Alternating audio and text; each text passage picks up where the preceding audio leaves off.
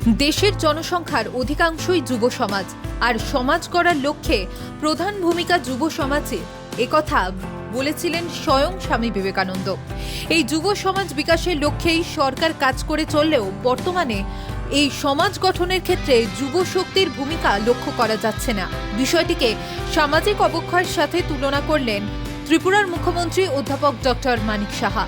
শনিবার স্বাধীনতা দিবসের দিন সংহতি ক্লাবের প্রতিষ্ঠা দিবস উদযাপনের উপলক্ষে আয়োজিত রক্তদান শিবির, চক্ষুদান ও মরণোত্তর দেহদান অনুষ্ঠানে এই কথা মানুষের সামনে তুলে ধরলেন মুখ্যমন্ত্রী অধ্যাপক ডক্টর মানিক সাহা। সময় ছিল যে হ্যাঁ, আমার দায়িত্ব এটা, ক্লাবের সাথে যুক্ত হতে হবে, সামাজিক সংস্থার সাথে যুক্ত হবে, আমরা একজন আরেকজনের যখন সমস্যা হবে সেখানে যাব, এই জায়গাগুলোই তো নেই।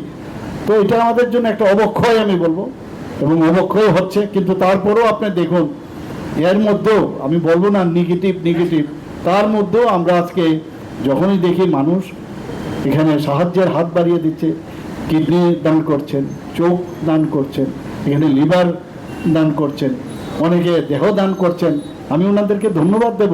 তারপরেও এই মানসিকতা নিয়ে তবেই তো এখনো আমাদের রাজ্য এবং আমাদের দেশ বেঁচে আছে।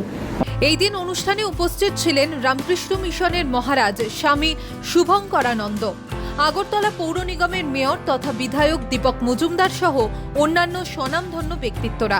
নিজের বক্তব্যে মুখ্যমন্ত্রী বলেন, দেশের প্রচুর পরিকাঠামো নির্মাণ করেছেন প্রধানমন্ত্রী নরেন্দ্র মোদী। সেই পথ অনুসরণ করে রাজ্যেও পরিকাঠামো গড়ে উঠেছে। ছাত্রছাত্রীরা উচ্চশিক্ষার উদ্দেশ্যে বিদেশ যাত্রা করবে, এটি যথেষ্ট গর্বের। কিন্তু তাদের আবার দেশে ফিরে আসতে হবে এবং রাজ্য গঠনের কাজেও নিয়োজিত হতে হবে। ত্রিপুরা থেকে দেবাশিস বসুর রিপোর্ট, সিএন ত্রিপুরা।